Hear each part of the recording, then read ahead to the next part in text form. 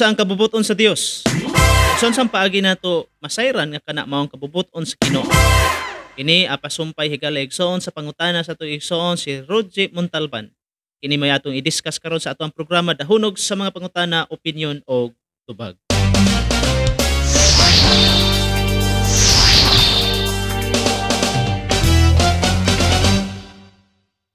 Ikaw na sa bigala igsoon sa ato ang programa dahunog sa mga pangutana, opinion ug tubag karon ang atong hatagan og pagtaas atong tukion higala igsoon ug atong pagatubagon kini pangutana sa atong higala igsoon atong suking ating paminaw si Brother Roger Montalban. Ako makabalo kung taga-asa ni siya.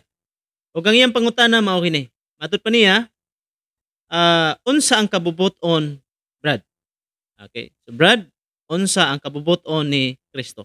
So maniyahang pangutana higala igsoon. So karon atong hatagan og tubag. Okay, so unsa ang kabubuton ni Kristo? Ang kabubuton ni Kristo higala igsoon sa yano og simpleng pagkasabot gyud nato base sa kung unsay gipadayag sa Biblia. Nga mao ang tanang tawo mosunod niya og magmatinumanon pod sa kabubuton sa Amahan. Kay way laing trabaho si Jesus Christ mao ang pagtuman sa kabubuton sa Amahan niya nga nagpadala niya dinhi sa kalibutan. So si Jesus Christ naka-focus lang sa kabubuton sa Amahan. Karon, ang tubag nako sa pangutana unsa ang kabubuton ni Kristo? Ang kabubuton ni Kristo mao ang pagsunod sa kabubuton sa Amahan. Para masabtan nato unsa ang kabubuton ni Kristo ug unsa ang kabubuton sa Dios, atong tan-awon ang kinatibuk-an nga gisulti sa Biblia may tungod sa kabubuton sa Dios. Nahigala igsoon, kung maghisgot ka og kabubuton sa Dios, now na categorize ni into two, no? Para sa ko ang nakita gud sa Biblia. Dunay duha ato makita diri higala igsoon. Number one, kung unsa man gud ning gitawag God's will, now kini siya na categorize into two. Number one, God's eternal decree, or in the other words, gitawag ni siya higala igsoon, God's sovereign will. Okay? So, sa ikaduha kining gitawag God's will of command. God's will of command. Ang kabubuton sa Dios mahitungod sa iyahang sugo. Okay, so kanang duha higala igsoon na diha nakabatay, nakalinya ang tanang kabubuton sa Dios. Nining duha. Number one, atong hisgutan unsa man ining gitawag God's eternal decree. Akong balikon, kining God's eternal decree mao ni ang kabubuton sa Dios. Kung imong tan-awon ning gitawag eternal decree, why katapusang kamanduan sa Dios. Yung kang kamanduan, in other words, sa yano nga pagkasabot higala igsoon kining kamanduan mo ni ang plano sa Dios, no? Gikan sa sinugdanan paingon sa katapusan. Ang tanang butang gibuhat sa Dios ug pinagi sa iyang plano. Ang tanang butang nagapanghitabo uyon sa plano sa Ginoo. Like for example, gikan sa paghimo sa tanang butang sa kalibutan, nagapanghitabo ang tanan sumala sa plano ug katuyoan sa Dios. Sa tanang butang iyang giplano, dayon ang tanang butang iyang giplano nahitabo. Ug nganong nahitabo ug mahitabo ugod kay nganuman ang eternal decree sa Dios unsay iyang giplano, unsay iyang kabubuton, mao gud nay matuman. Naunsa man ni eternal decree? So buti pasabot ni higala igsoon God's eternal decree, it means that God has predetermined all things that happen. Gi-predetermine, giplano na sa Ginoo. Sa sinugdanan pa lang ang tanang butang nga magapanghitabo. Now sa Biblia higala igsoon, no, nagsulti niini, number one, gitawag ni siyang eternal purpose, which he purpose. Gitawag ni siyang eternal purpose higala igsoon diha sa Ephesians chapter 3 verse 11, according to his eternal purpose that he accomplished in Christ Jesus our Lord. So ang kining gitawag God's eternal decree, gitawag ni siya eternal purpose. Why katapusang plano ug katuyuan sa Dios. May kang eternal purpose mga kaigsunan, dili ni siya ingon nga plano nga sa magtao. Plano ni nga why katapusan. Ikaduha higala igsoon kining eternal decree gitawag ni siya unchangeable purpose. Number one, unsa ganito? Eternal purpose. Ikaduha, unchangeable purpose. Hebrews 6:17, because God wanted to make the unchanging nature of His purpose very clear to hearers of what was promised. He confirmed it with an oath. Gipamatud-an ni sa Dios pinaagi sa pagpanumpa. Kining iyahang unchanging nature of His purpose. Kining kinaiyahan sa iyahang plano higala igsoon, why pagka-usab. So muna ang nature sa decree, muna ang nature sa plano o kabubuton sa Dios. So why kausaban? Sa Westminster Shorter Catechism higala igsoon, matud pa din the decrees of God are His eternal purpose according to the counsel of His will, whereby for His own glory He hath foreordained whatsoever comes to pass. Take note anang word, He hath foreordained whatsoever comes to pass according to the counsel of His will. Iyahan ang gitakda ang mga panghitabo nga mahitabo sa tanang butang sa kalibutan according to the counsel of His will. Sumala sa iyahang kaugalingong kabubuton. So again, ang kabubuton unsa ning will of God mao ning iyahang why katapusan higala igsoon og why pagkausab nga plano. Munang unsay gikatakda mao gunay mahitabo ug mauna ang kabubuton sa Dios higala igsoon. In Isaiah chapter 46 verse 10, sa sinugdan pagani nasayran ko na ang katapusan. Imagine, matud pa sa Dios, sinugdan pa lang nasayran ko na ang katapusan. Dili na surprise sa Dios ang mga butang nagpanghitabo. Ngano man, sinugdanan pa lang nasayod siya. Og nganong nasayod ang Dios? Iya man nagiplano og ang tanang butang magapanghitabo sumala sa iyahang plano.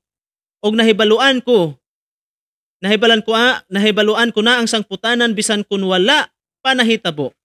Ipahayag ko nga dili gayud mapakyas ang akong plano ug tumanon ko ang tanan kong tuyo. Ang gingon sa Ginoo, tumanon niya ang tanan niyang tuyo. Tumanon niya. Tanan, mingkang tanan, walay kulang, walay sobra, tanan. Di pud siya magbuhat ug wa niya giplano. Iyang buhaton unsa iyang giplano. Ug ang iyahang giplano tanan iya hagunang buhaton higala igsoon. Mga Buhat kapitulo 4:27 ngadto sa 26. Now kung maghisgot tag God's decree higala igsoon, kinahanglan masabtan nato nga tanang butang nagapanghitabo sa kalibutan ug sa kinabuhi kana siya plano sa Ginoo. Tingali kung moingon mo, pastor, apil ang mga dautan, tanang butang mo kang tanan ko na nagapanghitabo sumala nga mag sa kabubuton sa Dios. Pero take note, ang tanang butang no gi plano sa Ginoo, pero dili ang Dios may tinubdan sa dautan ug dili ang Dios may tinubdan sa dili mayong panghitabo nga nagapanghitabo sa kalibutan. Okay? So tingali og natay laing time mo na ato i-discuss. Pero sure gud ko na nga ang tanang butang giplano sa Dios pero dili siya may author sa sin, dili siya may author sa evil. Ang Dios matuod siya nagplano sa tanan apan siya ang tinubdan sa tanang mga maayong butang. Apan unsay akong proof ngano ang tanang butang plano sa Ginoo bisan ang mga daotang tao? Unsay mahitabo diha plano na sa Ginoo? Like for example, Acts or mga Buhat 4:27-28. Kaysa pagkatinuod niining maong syudad, si Herodes ug si Poncio Pilato nakighiusa sa mga dili Hudiyo ug sa mga taga-Israel batok kang Hesus, ang balaan mong sulugoon nga imong tinihugan. Apan pinaagi niini ilang gibuhat ang tanan nga imo nang gitakda nga mahitabo. Imagine, diyan nimo makita higala og igsoon unsay will sa amahan, unsay kabubuton sa amahan nga mamatay gyud ang iyahang anak. Munay purpose sa Dios. Ngano man unsay trabaho ni Jesus Christ, unsay mission ni Jesus Christ? He came to this world as our only redeemer. Mianhi siya sa kalibutan ingon nga ato ang manunubos. So muna yang trabaho. Na ato makita mga kigsunan nga matod pa dinhi nga nagapanghitabo ang tanan sumala sa gitakda sa Dios. Si Pilato, si Herodes, ang mga tao nga nagpalansang ni Kristo, silang tanan nagbuhat higala igsoon aron nga matuman ang plano sa Dios nga kinahanglan ihalad niya ang iyang bugtong anak, pinaagi siyang kamatayon dito sa krus, mao to siya ipaagi aron tubuson sa Dios. Pinaagi ni Kristo sa iyang kamatayon sa krus ang tanan, ang daghan nga mga tao nga mutuo niya. So mo ni purpose gid samahan nga mamatay si Kristo. Tanawa, Matthew 26:39. Milakaw siya sa unahan, mihapa sa yuta, ug nagampo nga nag-ingon, Amahan ko, kung mahimo kuhaa ka nako kining kupa sa pag-antos. Apan dili ang akong pagbuot mao'y matuman, kun dili ang imo. Unsay pagbuot sa amahan? Na kinahanglang mo undergo siya ato nga klase sa mga suffering. Hangtod sa iyang kamatayon, hangtod sa iyang pagkabanhaw, hangtod sa iyang pagkayab sa langit og sa iyang ikaduhang pagbalik, kanang tanan plano sa Dios ug mahitabo gud na makigsunan. Usa na laywa mahitabo niya na ang pagbalik ni Kristo. Di ba? Plano na sa Ginoo. Plano sa Dios nga mamatay gud si Jesus Christ. Si Jesus Christ ni hangyo unta kung mahimo unta isaylo na ako ni mangkopa. Pero sa ni Jesus Christ ang imong pagbuot sa amahan, pagbuot sa Dios nga kinahanglang mamatay gud si Kristo dito sa cross agig pagtubos sa iyahang pinili nga mga katawan. Unang Pedro 3:17, kay mas maayo pa ang pag-antos tungod sa pagbuhat sa matarong kay kun kini kabubuton man sa Dios kaysa pagbuhat sa daotan. Mas maayo nga mag-antos ang usa ka Kristohanon kung kini pagbuhat sa Dios kaysa pagbuhat og daotan. Abi niyo basaha gud nga verse, sabta pagayo. Mas maayo pang naa kay mga pag-antos nga ma-encounter sa kinabuhi. Kung kana plano sa Ginoo, then makaayo na nimo. Pero wala kay pag-antos, dayon paingon ka dito sa pagbuhat og daotan, kuyaw, di ba? Munang ingon ni Pablo, all things works together for good. Munang bisan mga bad situations sa imong kinabuhi, nahitabo na, plano gihapon na sa Ginoo. Para nga diin padulong ka og didto gud ka padulong sa original ug way katapusan nga plano sa Dios alang sa imong kinabuhi. Naay panghitabo, naay rason nganong nagapanghitabo ang tanan. Mao nay kamatuoran niya na higala igsoon. Ug muna ang kabubuton sa Dios. Daniel 4:35. Munang kiningit maghisgot ka og kabubuton sa Dios higala igsoon. Mao ni gitawag niya sovereign will or kanang gitawag sovereignty, iyahang control, iyahang power sa pagkontrol sa tanang butang din sa kalibutan. Authority o gahom na sa Dios higala igsoon kanang maong kabubuton. Sumala sa iyahang plano nga way katapusan ug way pagkausab. Mao na ang kabubuton sa Dios. Akong klarohon gyud. Kining plano sa Dios mao ning gitawag way katapusan ug dili mausab nga plano sa Dios sa imong kinabuhi ug sa tanang butang dinhi sa kalibutan ug sa langit. Nay plano ang Dios nganong gibuhat niyang langit, nay plano ang Dios nganong gibuhat niyang yuta. Nay plano ang Dios nganong gibuhat niya ang mga anghel, nay plano ang Dios nganong gibuhat niya ang mga tao, nay plano ang Dios nganong gibuhat niya ang langit ug nganong gibuhat niya ang impyerno. Ang tanan gibuhat sa Dios sumala sa iyang plano. Nay plano ang Dios sa tanan. Higalay so. Daniel 4:35. Ug mo na ang kabubuton sa Dios kanang maong way pagkausab ug way pagkabalhin. Daniel kapitulo 4 bersikulo 35. Ang tanang nagpuyo sa yuta daw walay bili alang kaniya. O gibuhat niya ang iyang kabubuton ngadto sa iyang mga binuhat. Nga tuwa sa langit o sa nagpuyo sa kalibutan. Walay makapugong kaniya sa buot niyang buhaton. Og may makapangutana kaniya sa iyahang gibuhat. Imagine, mao ni gitawag picture o kanang gitawag sovereignty of God. No? May kang sovereignty of God ang iyang authority, iyang power to rule and control all His creations. So, kining sovereignty of God muna siya authority sa Dios to control, uphold sa tanan niyang mga binuhat, langit ug yuta, tanan nga may kinabuhi. Ug wala. Ilalom sa control sa Ginoo. Muna yung sovereignty. Umatod pa din higala igsoon nga buhaton niya ang buot niyang buhaton ngadto sa tanang binuhat sa langit ug sa yuta. Og suma pa diri higala igsoon nga way makapugong kung unsay buot niyang buhaton. Og way maka-question sa tanang gibuhat sa Dios nganuman, He is sovereign. Siya nagbuhat nimo, siya nagbuhat sa tanan. Dili nimo ma-question ang Dios nganong mao ni nahitabo sa atong kinabuhi.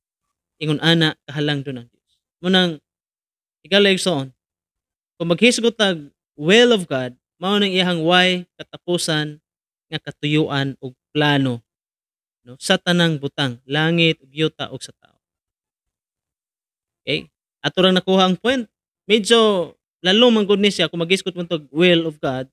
Medyo lapad og lalom gud na siya higala igsoon. Now, ikaduha higala igsoon, kung maghisgot ta og will of God, ang ikaduha unsa to? God's will of command. Ang kabubot-on sa Dios may tungod sa pagtuman no sa iyang sugo. Kining nganong naghatag ang Dios og kasugoan mo na iyang kabubot-on nga imong sundon. Apan angay natong hinumduman higala igsoon nga kining maong command do na ni siya kalahian sa nauna nga command sa una nga kabubot-on sa Dios. Kay katong nauna nga kabubot-on sa Dios way maka-question sumapa ni Daniel katong God's decree. Di nimo to ma-question. Actually, ako rin yung gihatagan bag category no. Pero kung mo palalom gud ta sa tawagan ni sa theology gud. Actually, usar gud ni siya. Decree of God ra gud ni siya gud. Na bilong ni siya sa decree of God. Pero nganong akong gihatagan ni siya og gamay nga category og separation kining God's command mga kigsunan. Tungod kay pwede ni kini nga kabubot-on sa Dios nga naghatag siya kasuguan sa tao aron nga sundon tungod kay pwede ning supakon sa tao. Gisupak gani ni Adan katong nga command sa Dios katong sa Garden of Eden. So kini nga command, kining maong command, no? Pwede ning supakon sa tao. Kini nga maong kabubot-on sa Dios, pwede ning masupak sa tao. Pero ang nauna kaganina, way bisan kinsang maka-question ug makasupak niya. Perfecto to nga plano, way makapugong, way makabalda niadto higala igsoon. Pero kini siya nga command, no? Kini nga kabubot-on sa Dios, pwede ma-reject. Like for example, Matthew 7:21. Dili ang tanan nga nagtawag kanako Ginoo Ginoo makasulod sa kingharian sa langit kun dili kadto lamang nagtuman sa kabubot-on sa akong amahan nga atoa sa langit. Ang makasulod sa langit kinsa gani? Kadtong nagtuman sa kabubot-on sa amahan. Sa laktod kung imong sabton naagoy mga tao nga giingnan ni Jesus Christ pahawa kamo mga mamuhat og datan sa simpleng rason tungod kay wala sila magtuman sa kabubot-on sa amahan. So buti pasabot kini nga kabubot-on, kini nga command pwede ma-reject, pwede tumanon, pwede dili sa tao. Muni kalahian. In 1 Thessalonica, no, unang Thessalonica 4:3, gusto sa Dios or it is the will of God nga magmaputli kamo pinaagi sa hingpit nga paglikay sa immoralidad. Unsay will ni God? Nga maglikay ka sa immoralidad, command ni siya. Dili ang tanang tao nakatuman ini, di ba? Pero muni kabubot-on sa Dios. Sigala igsoon ganahan ka masayod unsay kabubot-on sa Dios. Muni giingon. It is the will of God nga magmaputli kamo pinaagi sa hingpit nga paglikay sa immoralidad. 1 Thessalonians 5:18. Matud pa din ha. Og magpasalamat kamo bisag unsay modangat kaninyo. Kini mao ang kabubot-on sa Dios nga buhaton ninyo sa ngalan ni Kristo Jesus. It is the will of God. Unsa man mong kabubot-on? To give thanks to Him in all circumstances. Ang pagpasalamat sa Dios mo na kabubot-on niya, nimo, nga imong buhaton. So muni, mga butang, higala igsoon. Unang Juan 2:17, ang kalibutan ug ang tanan nga anaan niini nga gikaibgan sa mga tao, mga hanaw. Apan ang magbuhat sa kabubot-on sa Dios, magpabiling buhi hangtod sa kahangturan. Kinsa gani? Kadtong nagbuhat sa kabubot-on sa Dios, magpabiling buhi hangtod sa way katapusan dito sa gingharian sa langit. So, kinsa lang ang makasulod no sa gingharian sa langit? Kinsa ang makadawat sa kinabuhi nga walay katapusan? Kadtong nagatuman no ug nagpabilin sa kabubot-on sa amahan. Ang kabubot-on sa amahan, kaning kasuguan, sundas ya. Sunday unsay gisugo ni Jesus Christ. Munay kabubot-on ni Jesus Christ, higala igsoon. Ang Biblia mao ni gitawag God's revealed will. God's complete revealed will for our salvation. Ang Bible. Tanawa, ikaduhang Timoteo 3:16. Ang tibuok kasulatan mo kang tibuok from Genesis to Revelation. Ang tibuok kasulatan gisulat uban sa lamdag gikan sa Dios. Og mapuslanon alang sa pagtudlo sa kamaturan, sa pagbadlong, sa pagsaway, sa pagtudlo unsaon pagkinabuhi nga matarong.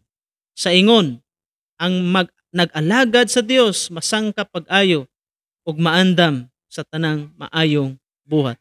Imagine, ang whole Bible mao ni kabubuton sa Dios alang sa imong kinabuhi. Ganahan ka masayod unsang kabubuton sa Dios, basa ang Bible. Genesis to Revelation. Kanus aman hangtod sa way pagtapos. Every day sa tanang adlaw basaha ang pulong sa Dios. Mao gyud ni angay nimong buhaton. Basahan ni siya tungod kay pinagi sa pagbasa nini diha nimo madiskubre ang kabubuton sa Dios. Ug mo ni ang kabubuton sa Dios. Ngay mo ni siyang basahon.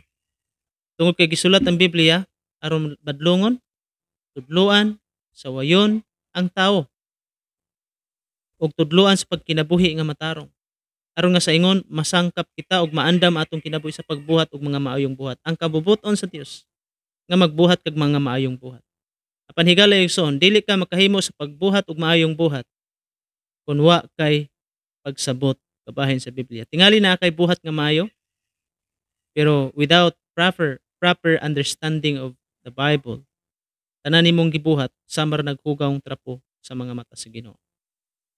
Tungod kay isipon kang maayo ug matarong sa Dios kung ikaw may pagtuo kang Jesus Christ. So kung motuo ka ni Jesus Christ, of course kinahanglang motuo ka sa Biblia. Nga mo iyang pulong nga dapat nimo ning basahon ug sundon ug tumanon nimo ang mga kasuguan niini. Ang whole Bible sundan ni siya ug mo nay kabubuton. Daghang salamat. Ang Dios magapanalangin kanato.